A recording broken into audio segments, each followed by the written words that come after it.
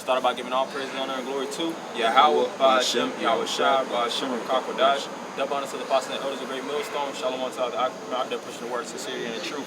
Yeah, we have a lesson just going into the art of wisdom. You know, and it's what inspired us through the Spirit is, of course, the book that damn near everybody and their mom is familiar with, the Art of War. You know, that deals in the aspects of wisdom, books of military expertise, books of high thinking, understanding warfare, how to move, logic, reasoning, how to move, the Art of War. It's a bad book, and it really, a lot of the excerpts in the book of the Art of War is already written within the Bible. So, we was just going to go into a couple quotes and really show how it's an art of war even in this war of ours.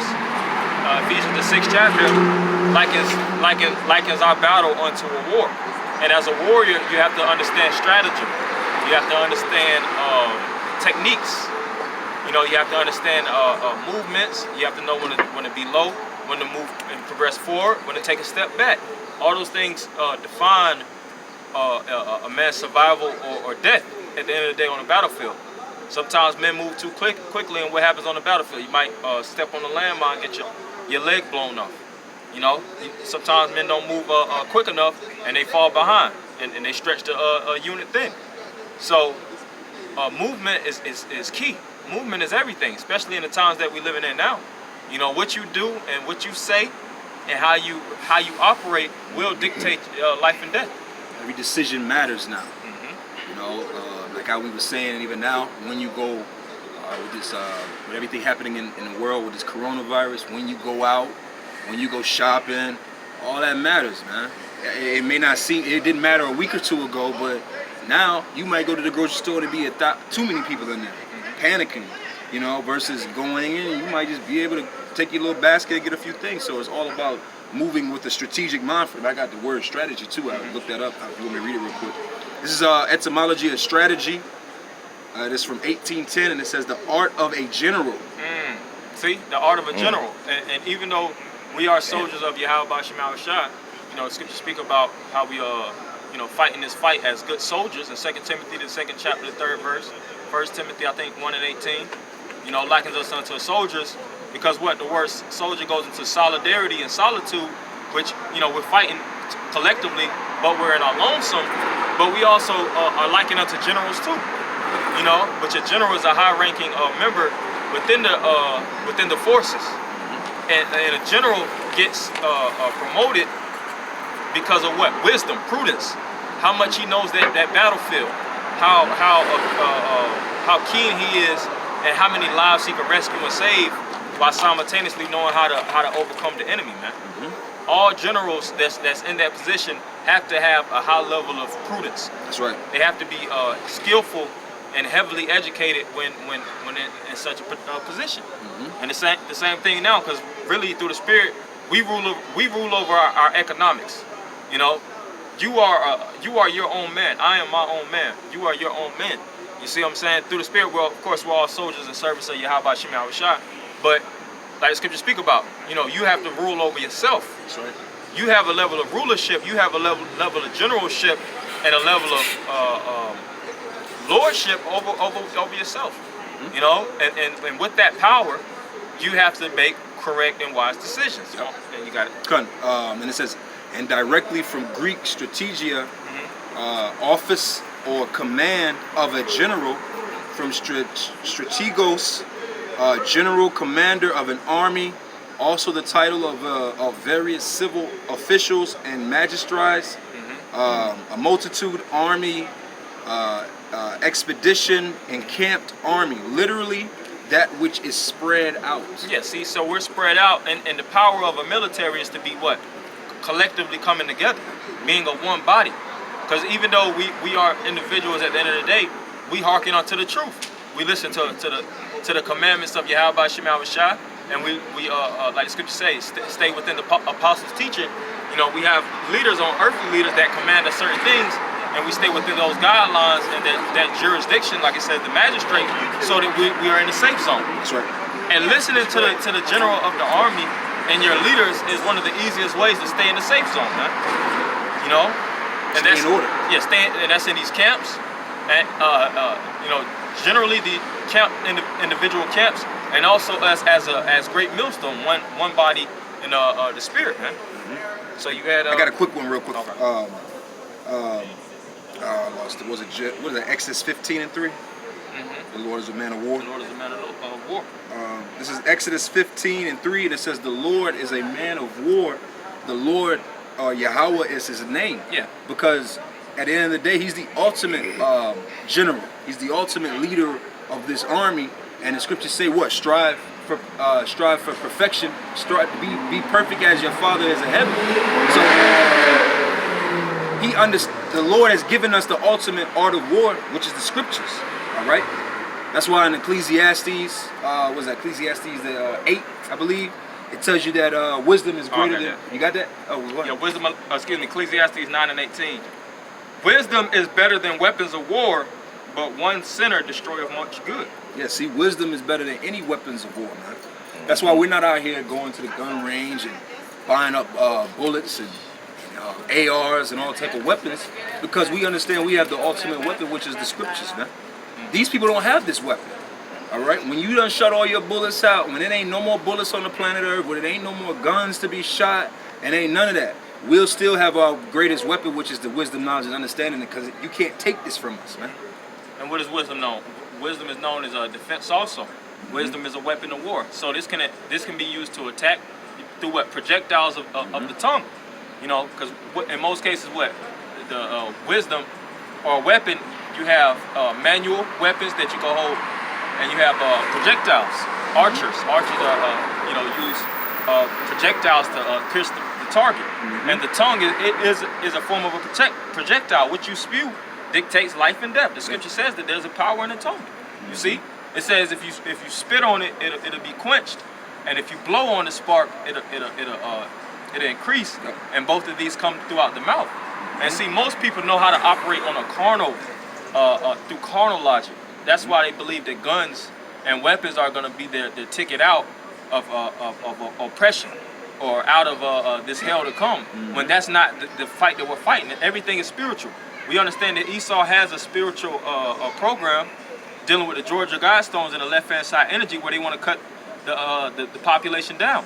So us brothers, we have to use prudence, spirituality, and wisdom. These weapons, knowledge of the right-hand side, in order to fight this left-hand side energy. Because his blessing was the sword. That's right. He was known to dominate through the sword, biological, germ warfare, chemical weapons. His tongue. His tongue.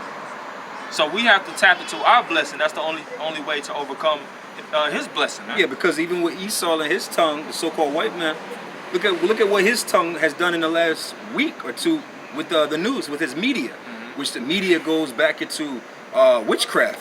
Yep. Because he's done what? Caused hysteria in these streets. 2-3 weeks ago, you people, we were telling, hey, 2-3 weeks ago, you were looked at like crazy for, well, we got to prepare for this. You know, clean up, do this, do that. But now, a few weeks later, bro, I seen thermometers, like a thermometer check if you got a fever. Man, what, a week or two ago, they were $20. You get a cheap one, $10, $20. Man, them things $100+. Thermometers, $100. Hand sanitizer, little Purell pumps, $30. The demand is high.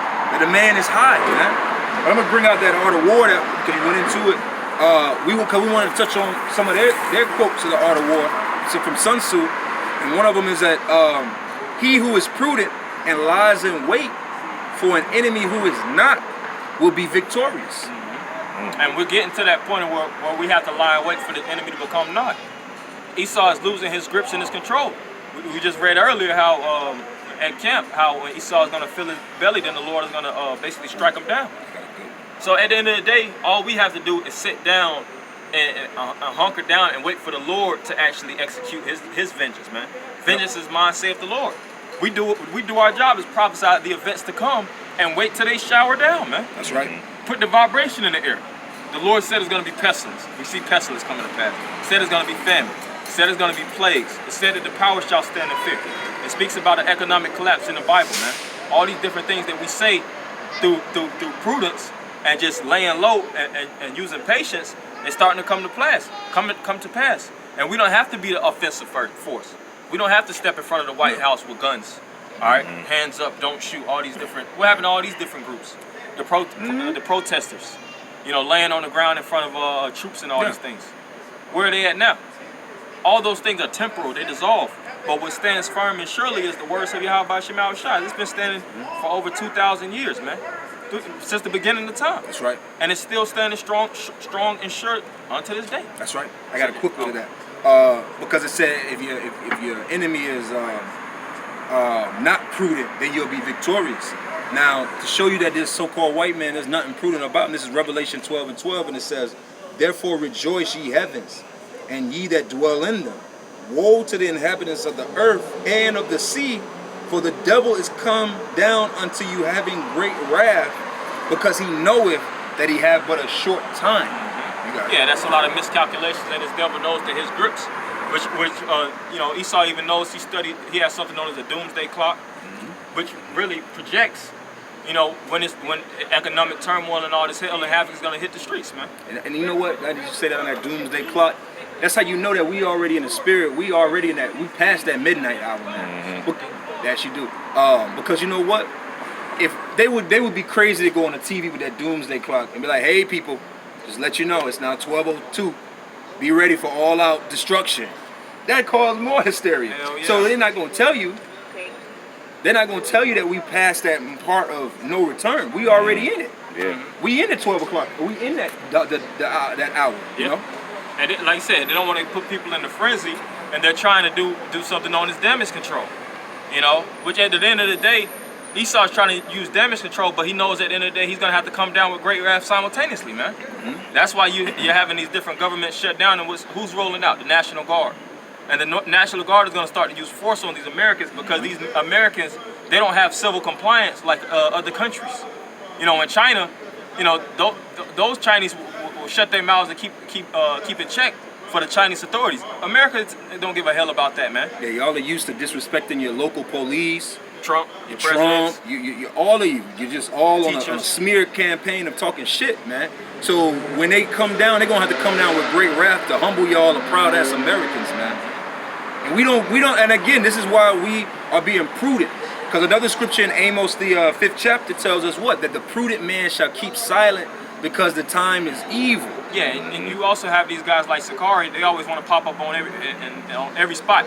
You know, pop in front of the Braves game. You know, prophesying against the Braves. Strip club. You know, popping up in front of the Walmart. You know, the CVS. They're gonna pop up in the wrong places, man.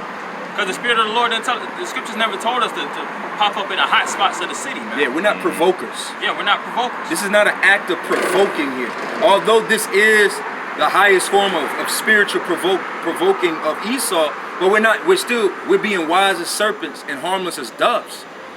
Dove is known as we're not hawks. We're not apex predators. We're not vultures. We're not, big winged eagles. No, we're a little cute dove. Because why? We're not here to poke at the devil, man. All right? Because when the devil comes down on y'all got to deal with it. We're moving with strategic steps along the way. How we move is all strategic. When we shut this down, it's going to be because the Lord told us to. We're not moving anywhere outside of the realm of what the Lord has strategically commanded us to do. Some more on it? What was I reading? The quote or? Yeah. Hold on, let me pull my phone back. Yeah, because at the end of the day, our job is to generally just play the background, man. Yeah. You never go wrong playing the background. You know, we're not trying to be in the forefront. We're not protesting for jobs and rights. We're prepared for this to come. We've been speaking about this starting off with the apostles and elders for decades, man. You know, of the hell that's going to come to America. So when they crack down and martial law and all these things hit the streets, we're not going to be in a frenzy. You know, we're not going to be afraid because we already believe those things to happen. We see it now. Scripture says, though it tarry, wait for it, it shall speak. And speak, and it shall not tarry. Yep. I got another good quote from The Art of War. It says, when your enemy is strong, avoid them. All right? And right now, like you had an elder Apostle Gabar a few weeks ago, because you got this energy, like you said, Sakari and all of them, where they want to put this energy out here that Esau is weak. No, this devil is strong, man. All we have is a faith in Yahweh Shem Yahushua to protect us, which is the strongest because that's wisdom. But at the same time, this devil, he gonna crack down, man. He gonna destroy parts of the world. He gonna take away the food. He gonna take away the oil. He's strong. He has the ability to do that, man. So we have to avoid him by what? Being at peace, staying within our parameter of where we can operate. And that's Yasha Allah, man. We the people of peace. Yep. At the end of the day, we have to use that as a weapon in these days now. Like I said, to be a dove in these times. So if you said your abundance has a super abundance, your enemy has an abundance of strength to do what? If your enemy is strong, avoid them. If they're strong, avoid them. Because if he's strong where you're weak yet, then he has the superabundance of strength, and you fall under his rule, and you don't have the sufficient amount of power to deal. And we know we don't have enough power to deal. That's why at the end of the day, the Lord has to gear us up. That's right. Standing in front of the so-called cops or the authorities trying to cuss them out and barking them down, you know, if they shoot you in the face, they justify. And a lot of times they get off, not because of what they do, but how you, you know, how you played your part. They have justifications. Well, this man was arguing. He was you know, provoking me to use my weapon. I told him to stand down multiple times. He still didn't listen. So I felt the need to you know, take him out. Because even though this society is, we can see is against the rope and it's taking body shots and it's weakened, it ain't knocked down yet. You know, this ain't no down goes Frazier moment. We haven't knocked this hoe out yet. All right, and this hoe is America, known as the Babylon the Great. So again, we have to wait strategically to make our moves. Everything is strategic, and that's the ultimate art of war, is how you move. And that's how the Lord has been training us up to know how to move. And a lot of you don't know how to move, man. A lot of you don't know how to talk to people. You don't know how to take correction. You don't know how to give correction. You don't know how to manage. You don't know how to have faith, belief. These are things that the Lord has been building us up so that when the time comes and all hell breaks loose, we'll know how to maneuver through a new level of this world. See, right now, the Lord is like, all right, I need y'all to learn how to maneuver through this place while it's peace. Why you could go to the grocery store, learn how to manage your money, learn how to eat properly, learn how to deal with people, learn how to deal with women, learn how to deal with the other nations, learn how to deal with the devil, right? So that when it comes down to all hell, hey, that might come in. You know that those times of you keeping peace with those around you, it's gonna come to your benefit, man. Hell yeah. You know. I got something to go with that. Go quote too. Then we'll close. Okay, go. This is Matthew 5:25. Agree with thine adversary quickly, while thou art in the way with him.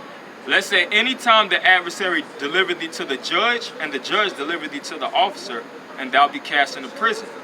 Yeah. So, and that's the same thing. If your enemy has abundance of strength, so to just agree with him, you have to learn how to be in agreement with the devil, man. Yeah. Fight or flee. You have to fight or flee. And see, this so-called white man, he's been playing a certain role. We know these crackers don't like us, man. But when they're on your job, they play the perfect role. Like they're you know, befriend you. They're all about your your bettering and the wellness of yourself. You know, they'll take time out of their lives to make sure that you're well treated. Yep. You know, make sure that you have your medical, your dental assistance. The scripture says in Revelation 12, we're going to be nourished from the face of a serpent. So we have to utilize that same weapon to just be kind, so to speak, man. Yeah. You know, what it says, sweet words turn away wrath. You catch more flies with honey than vinegar, man. That's right. And nice, the word nice means foolish. David was nice to the Philistines, man. Which he was nice to other nations because he lost his power and he knew that his enemies had more power than him. So what happened? He started to become nice to the nations, man. When before he was you know, he was pretty violent to Jacob. Yeah, he was talking his shit to Goliath. Yep. But you know, because what happened? He was youthful then, but as he got older, he developed more prudence. He was always prudent, of course, but his prudence evolved and he started to learn how he could use that as a weapon. It said that he played mad at certain times. You know, he played mad at certain times. So that's the elite form of wisdom. You know, being a snake, being a dragon, knowing how to use the devil's wisdom and actually come in agreement to the point where you're like, man, you know what, this guy, he's a good guy, man. You know, not to try to oppose him and to show him you're the enemy, but you have to learn how to befriend him and make yourself seem as the friend. Because we're crouching down, man.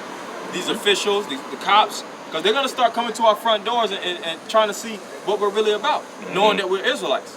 And you don't, yeah, I'm an Israelite from the tribe of Judah, nigga, what? Nah, you don't Yeah. approach them like that, man. Hey, there's like, this ain't about reenacting your favorite Negro movie, man. Like, yeah, you had a cop, yeah, suck my man. Like, nah, man, that's not what this is not that type. We are not Crips and Bloods, man. We are the sheep of the Lord, man. We are sheep. These are terminologies and words that you gotta embody. You gotta embody a sheep, embody a dove, embody a snake. Even snakes. We always speak about this with snakes. First of all, a snake might eat 5-6 times in a year, man. Snakes just ain't going around trying to eat any and everything. They're not striking at everything. They have a limited amount of venom too. Even not non-venomous snakes like contracted snakes. They like, is it worth it? Oh yeah. You know what? Very calculated. Snakes flee way more than they fight. So even all the animals the Lord showed us to be, you got to embody that, because that's what's going to get you through these times. Animals, you know what they call them? Animal spirits, man. Yeah. You gotta be like a mini calculator, man. Like animals, I forget what it's bionic coding. I forget how the coding. Where you like how on the Matrix they got 0, 1, 1, 1, 0, 0. You gotta think like that, but in just the mathematics, which the word math goes into truth. And certain things is gonna add to you or is gonna take away. Nah, this is negative. This is negative. I ain't getting into that. That's negative, negative, negative, negative, negative.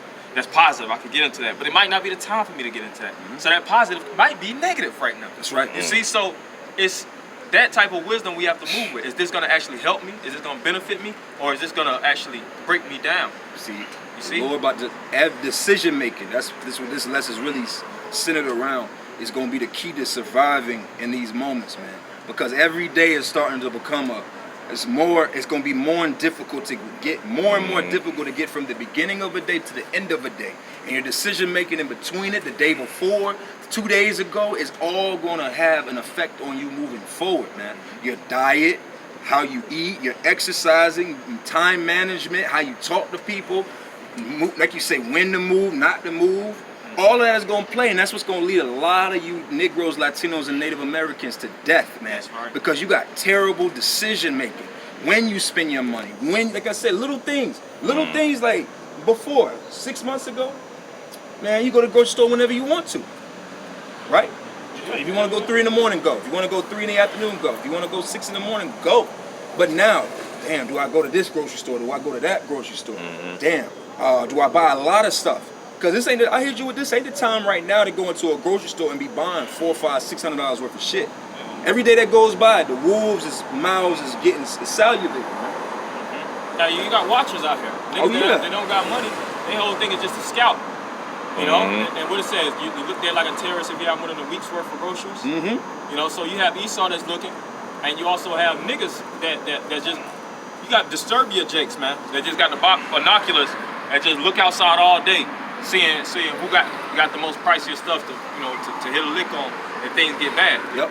You know, so this is all we have for anything. That's it. Yeah, that's all we have for argument. Lord willing, we'll do a continuation on it. You know, so we're gonna end by giving all praise, honor, and glory to Yahweh, Ba'ashem, Yahweh Shai, Ba'ashem, B'Kar Kodash. Double honor to the apostle and elders of the great millstone. Shalom. Shalom.